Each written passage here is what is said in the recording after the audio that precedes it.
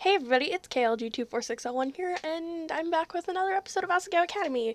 And I know it's been a really long time because a bunch of IRL stuff has happened. I'm actually graduating from high school, and there's been a bunch of church stuff, and then CCL stuff has to take preference, and then family stuff, and all kinds of things. I've actually been doing stuff with friends. I have friends. I know it's weird, but I'm kind of done having friends, so I'm dating virtual people now. That's what's happening. And last time we were here, there's a bunch of posters of Jared's face. Let's find out why. Maya and I arrived at Poppy Hall the next morning, and it immediately became clear something changed. Posters drenched in nausea-inducing neon colors were plastered on the lockers. Several students gathered to take a look. Oh, my gosh. My dad texted me. I looked at my phone. I'm putting my phone down. Okay. Oh my gosh. We walked over to one of the walls to get a better look. Is that Jared? When Mai didn't respond, I turned to look at her. The expression on her face told me that her mind wandered somewhere that would have made a call girl blush. Mai, you're drooling. That seemed to jolt her out of her fantasy. She lifted a sleeve to wipe away the dribble on her chin. I am not. What are these posters for? Well, last year, Jared put on a fashion show. Looks like he's doing it again this year. I didn't know Jared was into fashion. I shrugged.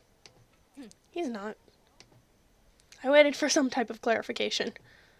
He's so cute. One time in biology, I saw him take off his sweater and his shirt kind of got stuck to it, and it pulled up, and I swear he had like 20 abs. I waited in vain. Good morning. Hello, ladies. Oh, no. Maya and I whipped around. There stood Jared in all his glittering, magnificent glory. Mai's face turned a blushing pink. The most beautiful guy in school. I see you're admiring my totally sweet posters. Yeah, they're really something, Jared. I like your abs. Honestly, I've acted worse around a guy. Except not commented on physical appearance. More like revealing details I only know because I stalked them. I'm good at that. I'm not a stalker anymore, I promise. That was 8th grade me. I've changed. With sudden and soul-crushing realization of what she said, her expression twisted. Twisted isn't a word. Twisted into a mixture of horror and disgust. Jared was unfazed. Hana? Thanks, but Hana, it was actually you I wanted to speak to. Why would he want to talk to me? Oh, yeah, okay. What's up?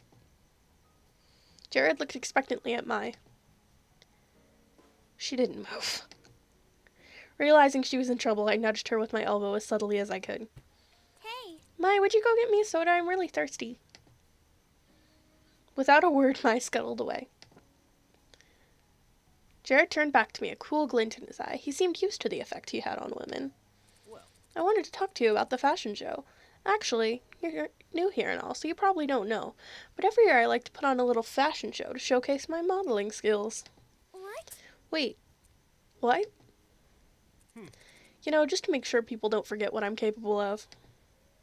He reached into his pocket, pulled out a stack of glossy photos and thrust them into my hands. I stared down at them in awe. Those pictures look so bad, oh my god. I flipped through them, starting to notice a pattern. As you can tell, my beauty is something that simply can't go to waste. I like to hold a fashion show here at Asagao Academy to ensure everyone gets their yearly dose of Pro Jared. I flipped to the last photo. Heat shot up my neck and into my ears. Surely this was some kind of joke. I shoved the stack of photos back at him, wiping my sweaty palms against my skirt. What does that have to do with me? That might have been a touch rude. Jared, as smooth as ever, simply smiled. You're perfect. I think you have potential, Hana. He suddenly leaned in close to me. So close, in fact, that I could smell his cologne, a musky, sweet aroma of earthy scents, and ham? Ham smells good, though. Like, legit, if a guy smelled like ham, I would probably hug him and not let go.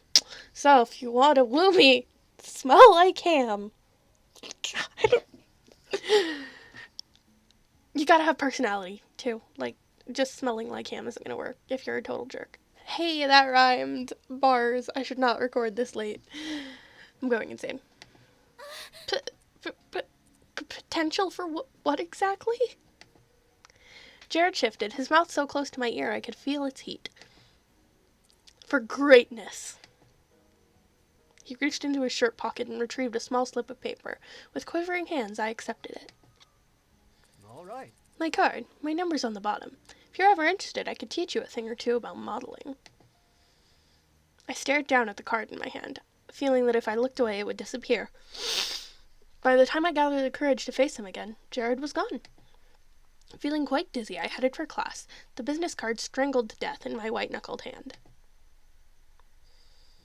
By the time I got through the milling students into the classroom, Mai was sitting at her desk, face down and completely still.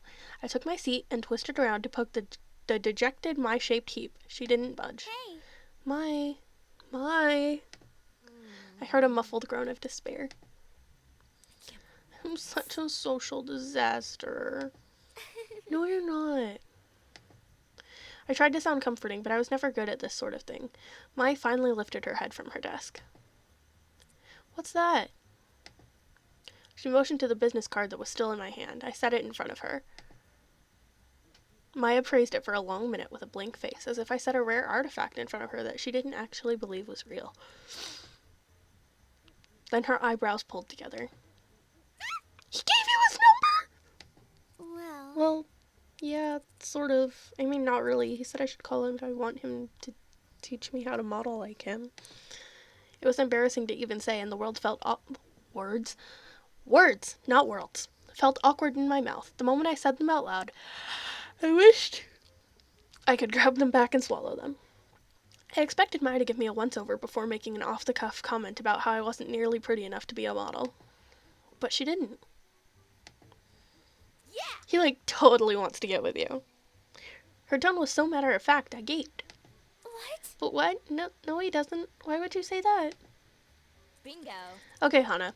I've taken enough sex ed classes to know when a guy fully wants you. And Jared, fully wants you. That doesn't make sense. Mortified, I snatched the business card back off her desk and shoved it into my jacket pocket, turning away. My cheeks felt like they were on fire. By now the classroom was filled with students. They chattered amongst themselves, but the white noise of their conversation wasn't loud enough to drown my... I yawned too much. Mai out. Out of the corner of my eye, I could see John and PPG seated in their desks at the back of the classroom. I'm talking serious grabby hands in the back of his dad's Camaro here. You're gonna make babies with pro Jared, Hannah. Little, glittering Jared babies. No, I'm not! We're really not. You're totally crazy. I don't know what you're talking about. Miss Shizuka, like some kind of angel. I'm just gonna say, I know how you feel, Hana. When a friend's trying to set you up like that, you just get kind of mortified. Totally not speaking from experience. Like some kind of angel cleared her throat at the front of the class. I exhaled gratefully, not gracefully, oh my gosh, and sunk down in my seat. When class finally ended, Maya and I headed for the cafeteria, the incident forgotten in her hurried attempt to explain Miss Shizuka's scandalous last relationship. What a jerk. Seriously, he spent all this time trying to choose between her and some dead chick who only liked him because he looked like her ex-boyfriend. I mean, who does that? We got our food and hesitated in the middle of the room, looking at the normal boots table. Neither of us wanted to go up and demand a seat, especially after wiggling our way in the day before. What if they changed their minds? But Satch, noticing us standing like lost lambs in the middle of the room, waved us over. Satch is such a sweetheart. Hey girl, how was class? Oh, normal. Normal. Satch nodded and turned away, having been in the middle of talking to Josh. That was awkward. Despite how familiarly he treated me, I still didn't know how to talk to him, or any of them. I looked across the table and locked eyes with PBG, who stared at me like I was a baby German shepherd. You... All right. Cookies! What? What? Awesome. You brought us cookies! You're the best, Gerard! Paul sprang out of his chair and practically tackled Gerard. Whoa, calm down. There's more than enough cookies to go around. Gerard started passing the cookies around the table, but paused. You're back again? He looked at Maya and me. I tried to ignore the disappointment on his face. Wow. Well, here. He handed us each a cookie, then headed back across the cafeteria. I stared at the small chocolate chips melting in the warm cookie. Did he not want us here? But he was so nice yesterday. I didn't even want to eat the cookie. Not if he was going to be as two-faced as that. Come on, Hannah. He just didn't have enough cookies and he felt bad. And he wants to make sure everyone has a cookie, and he didn't have enough cookies for everyone, so we gave you his cookie. He was being a nice guy. I feel you, hun, but I feel so sad. Hey! Watch where you're walking next time. A sheepish Gerard stood next to a short, skinny boy who was holding his tray above his head. I'm sorry, I'll be more careful. Oh, you're from Normal Boots. Wait, you're the guy who plays with itty-bitty kitties, aren't you? The boy sneered. How the hell did you manage to get in with a group like that? Huh? They're my friends. Playing with those stupid dolls. You're an embarrassment. The kid's friends were hitting his shoulders, looking from Gerard to our table with panicked eyes. I like what I like. I think they're fun. Whatever. The kid was led off by his friends. Gerard came back and sat down at the table. That was weird. Gerard sat down and began happily munching on his cookie, looking for all the world like he didn't even care about what just happened. Gerard is so cute. I played Gerard's Route fairly recently, and it was super cute. I was super glad I got the best ending. I was afraid I wasn't going to. I scanned the cafeteria for the boy who heckled him and found him sitting alone at a table, head in his hands. His friends left him behind. What was that about? Oh, that? I used to get it all the time. I collect itty-bitty kitty figurines. You know that kid show with the 5 kittens who live in Kitten Town? They're originally supposed to have magic powers, but whatever. I collect their figurines. They're so cute. I've almost got them all. I'm only missing Princess Pumpernickel. She's the rarest. But why was that guy making fun of you? Doesn't it bother you? I was afraid of bringing up bad feelings, but Gerard just shook his head. It looks kind of weird, right? A teenage boy collecting toys meant for little girls? But I like them, so I don't let it bother me. Sorry I didn't bring enough cookies the first time, Hannah. I forgot that you were joining us again, but I'm glad you're here. I bit my lip. See, Hannah, he was being nice the whole time, and here you were jumping to conclusions. Hey, your cookie will get cold if you don't eat it. I unwrapped the cookie. A sense of chocolate and cinnamon hit me. I broke off a piece and popped it in my mouth. Gerard whispered something into Nick's ear, who started laughing so hard milk came out of his nose. Was he really okay with people making fun of him? I couldn't believe it. I didn't believe it. In my old school, people made fun of me every day. It was hell. There was no way he could just brush it off like that. Not when I tried so hard to do the same. But as I finished the cookie and started on my ramen, and Gerard continued to laugh with the rest of the Normal Boots, I wondered whether it was as impossible as I always thought. Hannah, can you pass me some pepper? I got it! Here, Jared! Thanks. What's your name again? It's Mai. Nice. Thanks, Mai. Hannah! Well, Hannah, ready to head back? I got something. Huh? Oh, yeah. Did Mai look sad, or did I imagine it? We threw our trays on the racks and headed out of the cafeteria. As we waved to Normal Boots, and Gerard cheerily waved back, a sudden pang hit my stomach. Was it guilt? After classes ended that day, Mai said she had volleyball practice and sped off. Thankfully, this time I knew where I was going, so I headed straight back and collapsed on my bed. It was nice to have some time to myself. After everything that happened, I felt like I was going crazy. I could use some relaxation. I didn't have a computer or a TV, and the book Satch gave me was really good, but sometimes it got a bit hard to read. Instead, I took out my phone and started flipping through the App Store. Nothing really looked good. Wait, what was this? I sat up. Dumbadoom's Revenge. Face off against 3 other players as you catch monsters, raise them, and use their unique skills to aid you on your puzzle-solving quest. Only you can save Metaworld from its ignorant king and utter destruction. Now with a single-player campaign. Raise crops to feed your monsters. If you're lucky, they'll transform into cute girls. I have no idea what this is supposed to be a parody of, or if it's supposed to be a parody of like 12 different things. I have literally no idea. I'm gonna read the diary. Normal Blue Skies seem like I feel like we already saw that one. Okay. What the hell? It looked so stupid. But it couldn't hurt to give it a try. I downloaded and started up the game. Welcome to Dumbadoom's Revenge. I skipped the intro sequence and quickly hit single player. Loading. The load times were terrible. Suddenly, a cartoonish hilly valley met my eyes, panning over to a white castle nestled next to a cliff. A lazy king lay asleep on a throne when a squat silver soldier ran into the room. King Dumbadoom, quickly, we're under attack. Oh, just send the first battalion off, please. I didn't read the rest of the line. Oops. The knight left, and the screen faded to a world map showing a horde of black blobs on the right side of the screen. A small group of knights ran up against the blobs and were instantly devoured. One of the black blobs spit out a helmet with the skull inside. That's kinda morbid. Okay. What the hell is this game? Things continued in this way, with the king sending off his battalions haphazardly until no one was left. Then the king awoke in his chair and turned to the screen. You. Me? Only you can save my kingdom, please. I don't think I can save your kingdom. You're the one menacing it. How dare you? What the hell, could this thing hear me? You are no longer my advisor. Go back to your home village and let me deal with this myself. A tiny sprite with brown hair flew across the world map, bouncing into a bunch of red houses. Guess my only choice is to raise an army of monsters myself, overthrow the king, then raise an army to fight the oncoming bloopity bloobs. How the hell did you come to that conclusion?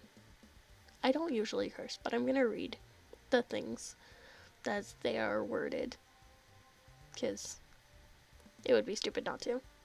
So, I'm just gonna read the words as they're written. Finally, I was allowed to play the actual game. A dozen multicolored blocks appeared on the screen. The monsters I was initially given could only hit with their corresponding colors and couldn't activate any traps. Supposedly, more monsters could eventually learn how to set traps, and you could do certain combos to hinder the opposing team. If you had an attractive girl on your team, she could use an ability to double the rate of your opponent's blocks, or have their clock time. But that had a drawback for you too, and could be used as an asset by the opponent.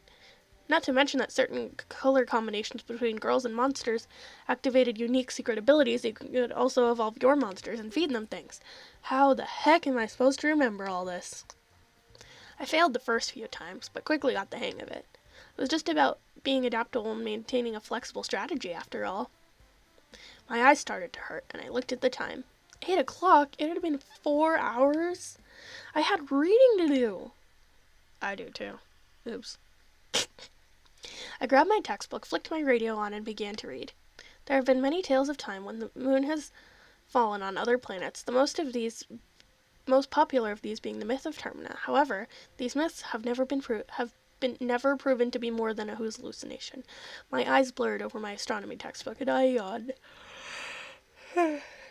The Schubert piece floating from my radio made me want to go to sleep, and I toyed with the idea of going to class without finishing my reading.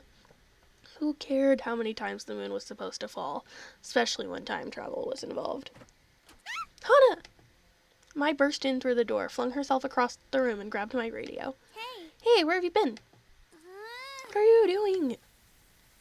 Give me a second. We're missing it. There we go. But I swear, that dog was the living worst. That's why you need a bird, like my lovely Jacques. Watch your tongue. What is this? Shh. Hey. So the time has come to make an official announcement. This year, just like every other year, the Normal Boots Club will be participating in the video game tournament. Yeah. Woohoo! Yay! As PBG applauded, as though he were a crowd of 30 people, I shot a puzzled glance at Mai. I hope you guys will support us again this year, and best of luck to our competitors. You guys are going down! And now for some music.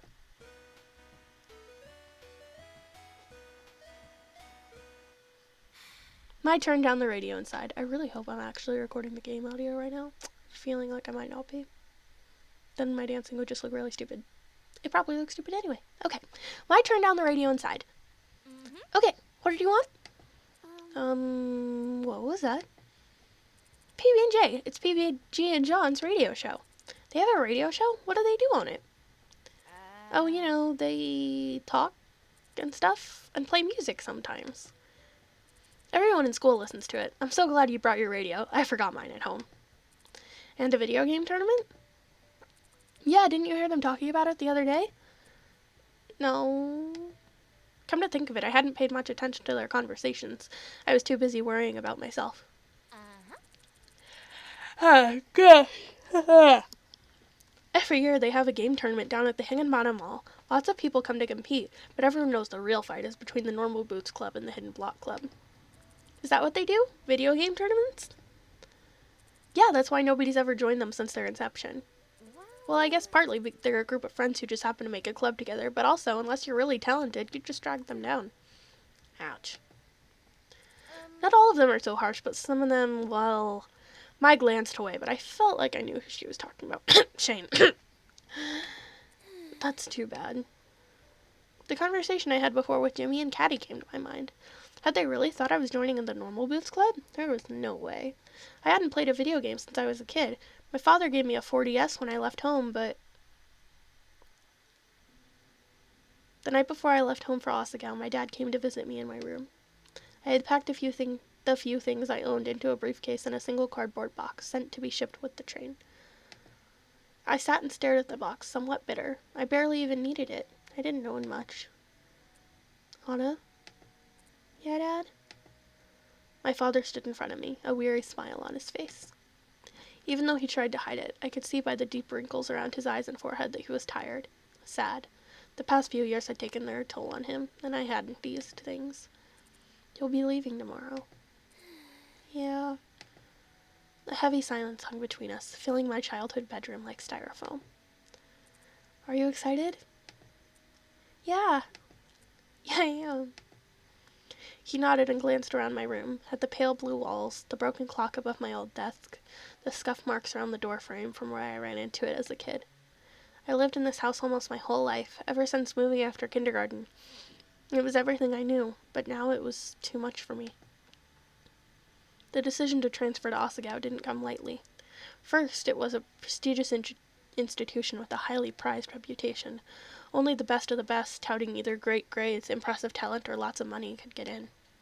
I was none of these things, but I made it in regardless. Part of me suspected I was a charity case. I received a small scholarship, and it would no doubt look good for the academy to have fostered a poverty-stricken child in its walls.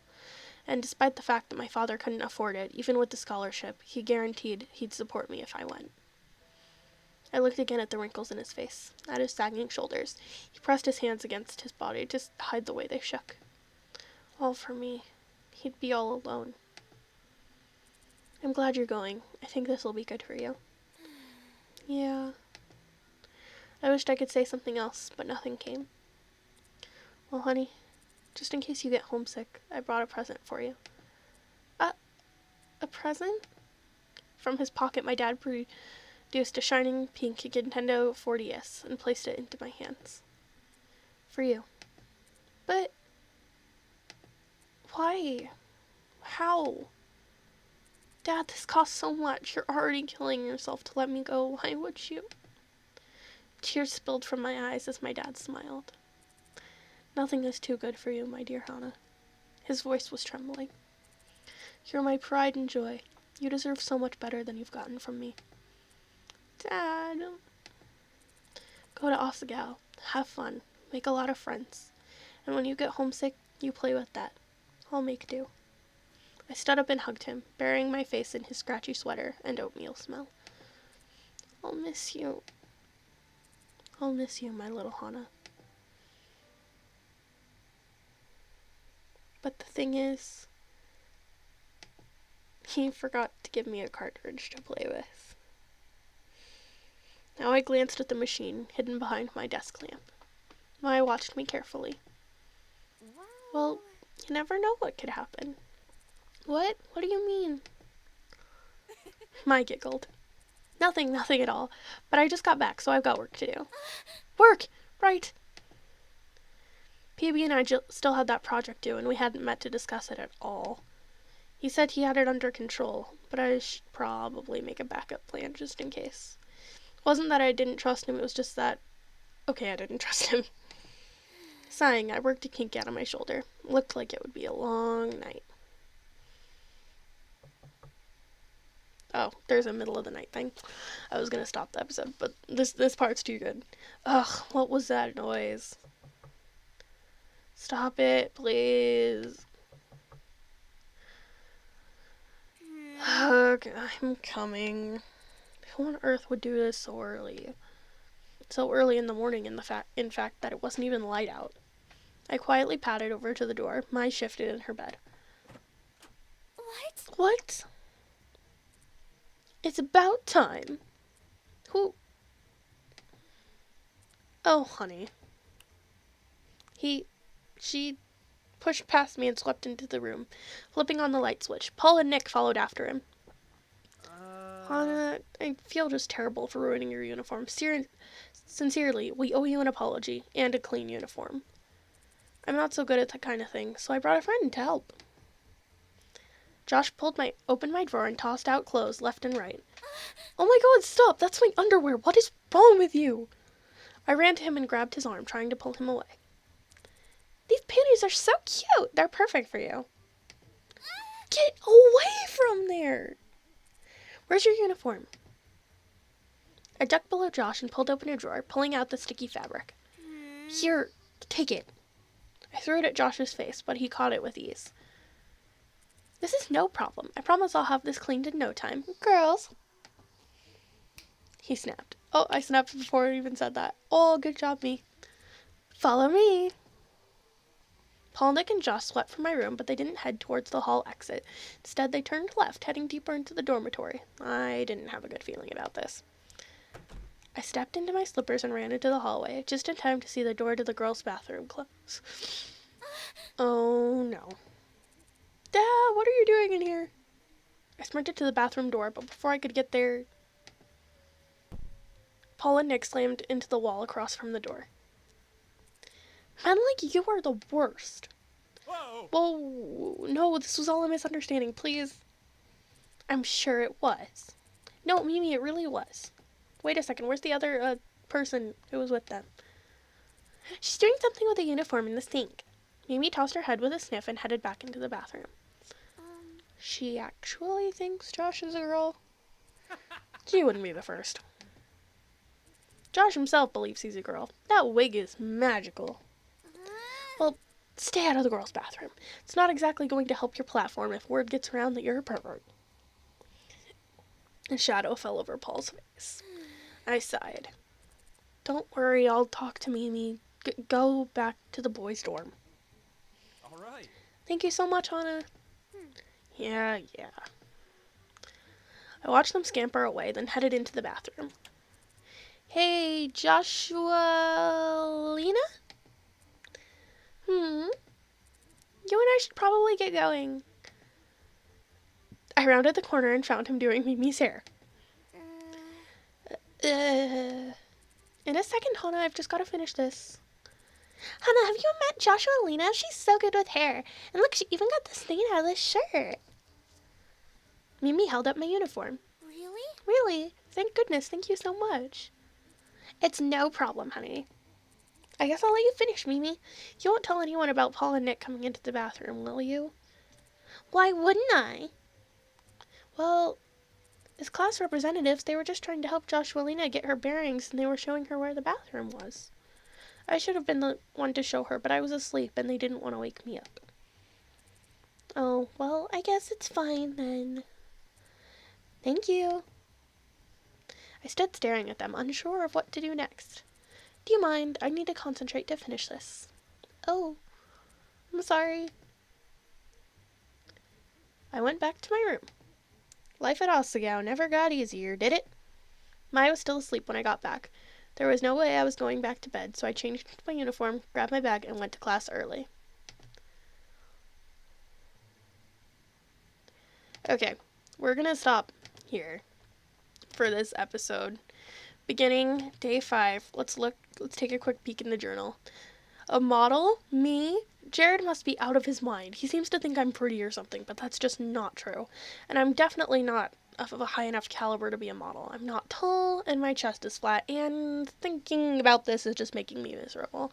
I might as well throw the card away. No, poor Hana. Don't do that, honey. You're better than that. Don't throw it away. I love you. Don't do this, Hana, sweetie. Okay, so I'm gonna stop rambling about Hana, and I should probably go. And like I said in the last episode, we're gonna be doing PBG's route because it would make me feel a lot better about my whole life if I get it right, because he was perfect and I need to get it right. So I will have looked up how to do it, but I'm still gonna talk about it as if I hadn't, even though I have. I'm just telling you all that I'm going to. I'm gonna stop and I'm gonna say goodbye. And I'll see you guys in the next episode, which hopefully won't be a whole week from now. I'll try to keep this more consistent, but life is happening and it's insane, so I can't promise anything. But I love you guys and I hope you have a good day. Bye!